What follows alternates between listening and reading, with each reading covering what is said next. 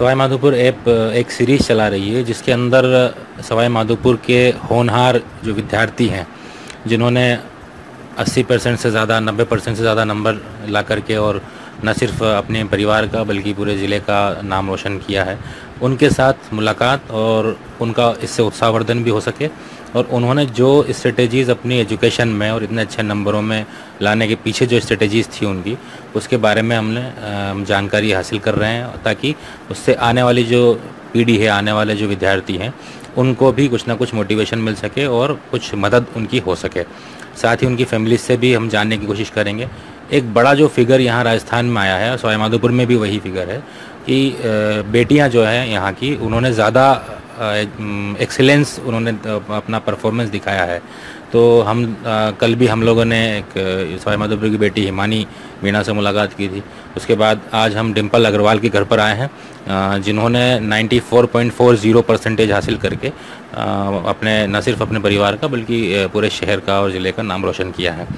हिमानी जो है वो भी एक कृषक परिवार से ताल्लुक़ रखती थी और डिम्पल अग्रवाल है, उनका भी परिवार कोई बहुत ज़्यादा वेल टू डू नहीं है। इनके फादर की बजरिया में पान की दुकान है और एक नॉर्मल सी एक फैमिली है। इनकी जो बहन है वो अभी बीएससी में पढ़ रही हैं, उनके भी 80% नंबर्स थे, राइट। तो अच्छी परफॉर्मेंस उन्होंने भी दिखाई थी। हम उनसे भी बात करने की कोशिश करेंगे। सबसे पहले जुड़ते हैं डिम्पल से। डिम्पल, सबसे पहले तो हम पूरी टीम जो हमारी है उसकी तरफ से आपको बहुत बहुत बधाई इस अचीवमेंट के लिए और हम ईश्वर से प्रार्थना भी करते हैं कि आप इसी तरीके के और भी अचीवमेंट्स अपनी लाइफ में लाएँ पाएँ और कहीं ना कहीं बेटी पढ़ाओ की जो का एक नारा है उस पर आप और अच्छे से परफॉर्म करती रहो। तो हम सबसे पहले तो आपसे ये जानना चाहेंगे वही एक सवाल कि आपने जो ये कामयाबी हासिल की है उसका पहला जो श्रेय है वो आप किसको देना चाहते हैं? अपनी फैमिली और अपने स्कूल टीचर्स को। उसके अलावा और कोई ऐसा कोई ईश्वर को या समाज में और वो चीज़ इसके अलावा और सबसे ज़्यादा अपनी बहन को और भगवान को। अच्छा, ठीक है।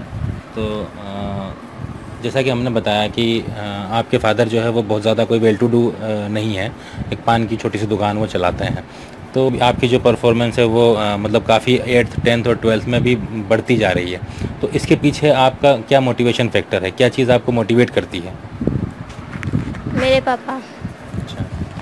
मेरे पापा मुझे हमेशा इनकरेज करते रहते हैं और हमेशा मतलब प्रोत्साहित करते रहते कि जो हुआ है उसको भूल के मतलब आगे के लिए ना और भी अच्छी मेहनत करो।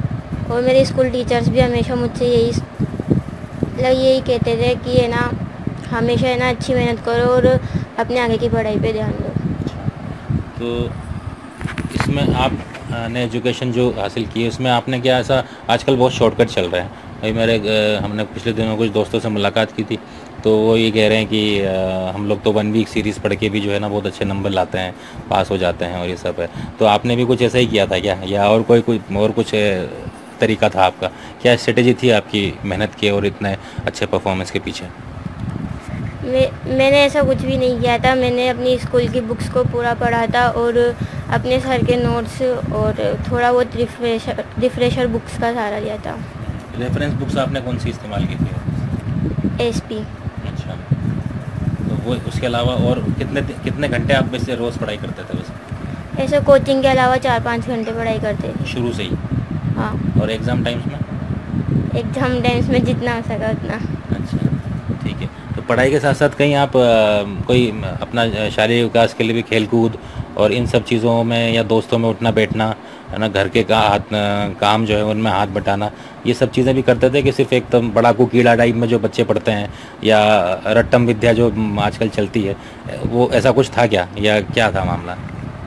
नहीं, मैंने पढ़ाई के साथ में खेल कूद भी की है, मस्ती भी बहुत की है और घर के काम में भी बहुत मतलब हेल्प की है। और रट्टम तोता टाइप में? मुझसे रटाऊ में नहीं आता ज़्यादा। अच्छा, तो समझ के पढ़ते हो क्या आप? हाँ। अच्छा, कोई चीज़ आपको समझ में नहीं आती तो आप क्या करते हो, उसको छोड़ देते हो या उसमें एकदम अंदर चले जाते हो?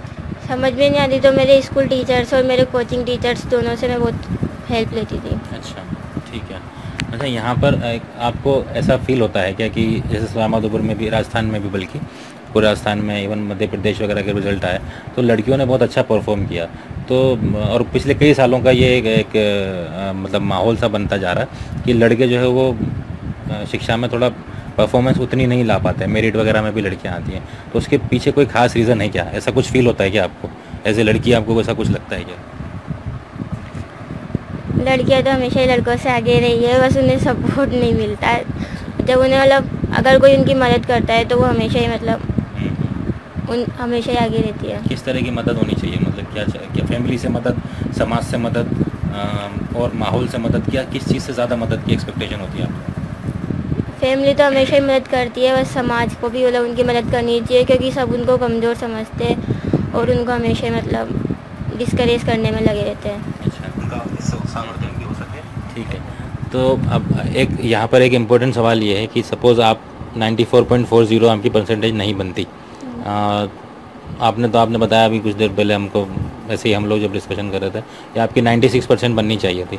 अगर ऐसा होता कि आपकी 70% रह जाती, तो उस टाइम में क्या होता? आप डिमोटिवेशन का शिकार हो जाती, या उसको मतलब भगवान का, ईश्वर का जो है वो एक रिज़ल्ट दे समझ के एक्सेप्ट कर लेती, या दोबारा से पढ़ाई करती, या रीचेकिंग करवाती? कैसा मामला होता आपके साथ में? अगर आपकी सपोज़ आज रिज़ल्ट आया आपका और 70% का रिज़ल्ट है आपका, तो आपका क्या फीलिंग है? मुझे बहुत दुख होता है, क्योंकि मैंने इतनी मेहनत की थी और उसके बाद अगर इतना कम रिजल्ट आता तो मेरे को ही नहीं, मेरे परिवार को और स्कूल टीचर्स को, सभी को बहुत दुख होता। और मैं निराश नहीं होकर ज़्यादा से अपनी हर विषय की रीचेकिंग कराती, ताकि मुझे पता चल सके कि इन्होंने नंबर कहाँ काटे हैं। अच्छा, तो मतलब एकदम 100% फुल टू कॉन्फिडेंस टाइप में था ऐसा? क्योंकि मैंने ऐसा पेपर किया ही नहीं है ना कि नंबर कम आए। अच्छा, तो बहुत अच्छा आपकी एक्सपेक्टेशन है। अच्छा, इसमें जो सहयोग वाली बात होती है, तो आप फैमिली में जैसे माँ की तरफ से क्या सहयोग था आपको? स्पेशली सहयोग क्या था? सहयोग तो ये था कि जब से मुझे नींद आती थी तो मम्मी मुझे हमेशा उठा के मतलब पढ़ाती थी, और ऐसे मतलब कोई काम भी नहीं करने देती थी, ताकि मैं पढ़ सकूँ आराम से। नहीं तो ऐसा मतलब, या मतलब जो आपने बताया जैसे नींद आ रही है तो मम्मी उठा देती थी, बेटा उठो पढ़ाई करो, तो ये मतलब सर पे तलवार लटकी हुई थी क्या? मतलब ऐसा कोई ये मोड था क्या कि प्रेशर था? सोशल प्रेशर होता है ना, मतलब सोशल प्रेशर होता है, फैमिली का प्रेशर होता है ना, तो वो ऐसा कुछ प्रेशर था क्या आपके ऊपर? नहीं, ऐसा कुछ भी नहीं था। आपने तो बताया ना ऐसा, तो मैंने तो पकड़ लिया कि भाई आपने कहीं ना कहीं मम्मी की तरफ से प्रेशर था कि बेटा मतलब 90% से ऊपर नंबर चाहिए, ऐसा कुछ था क्या? नहीं, ऐसा कुछ नहीं था। जैसे कि पढ़ते पढ़ते बुक्स भी मतलब बिस्तर पे ही रहती थी, ताकि तो मम्मी एक बार उठा के मतलब बोलती थी कि या तो पढ़ना हो तो फिर पढ़ो, नहीं तो फिर आराम से सो जाओ। अच्छा, कहीं ऐसी कोई भावना आती है कि आपके अंदर? एक सवाल में, ये इंपॉर्टेंट सवाल है, ऐसी कोई ऐसा रहता है कि लेडीज़ में तो ख़ासतौर से होता ही है, आपके आस पड़ोस में भी बात होती होगी कि उसकी लड़की ने उतने नंबर लाए तो मेरी बेटी भी इतना लाना चाहिए, और कम नंबर लाएगी अगर तो फिर वो कहीं ना कहीं एक हीन भावना की स्थिति होगी और बोलेगी अरे यार वो तो ऐसे ही है या ये। ऐसा कुछ होता है क्या समाज में? बच्चों के ऊपर प्रेशर बढ़ रहा है क्या? समाज में तो बढ़ रहा है, लेकिन हमारे घर में ऐसा कुछ भी नहीं है। अच्छा, ये जो बढ़ रहा है, ये क्यों बढ़ रहा है और कैसे कम हो सकता है ये? बढ़ते से रहना कि हर पेरेंट्स चाहता है कि अपने बच्चे को बोला अव्वल दर्जे पे देखे, और इसके लिए अपने बच्चे पे प्रेशर बनाता है ताकि उसका बच्चा भी उतने मतलब अच्छे मुकाम पर हो। और इसको कम ऐसे किया जा सकता है कि मतलब बच्चों को, माता पिता को अपने बच्चों को इतना मतलब उनको इतना मतलब दबाना नहीं चाहिए, और उन्हें आराम से समझाना चाहिए, और उन्हें अच्छी तरीके से मतलब मोटिवेट करना चाहिए पढ़ने के लिए। उस वक्त में मैंने ये कोट किया था कि जैसे कोटा में भी जो स्टूडेंट जाते हैं 12th के बाद में, वो एकदम फैमिली उनकी जो एक्सपेक्टेशन उनसे होती है, वो एक्सपेक्टेशन ये होती है कि बस वो तो इंजीनियर बन के निकले, या वो तो डॉक्टरेट के जो एग्ज़ाम है PMT और इसमें बहुत अच्छा एक्सेलेंस लाए, और वो जब नहीं कर पाते हैं वैसा कोचिंग की प्रेशर में, फैमिली के प्रेशर में, तो वो या तो सुसाइड जैसा गलत रास्ता इख्तियार करते हैं या डिप्रेशन में आकर के बीमार हो जाते हैं।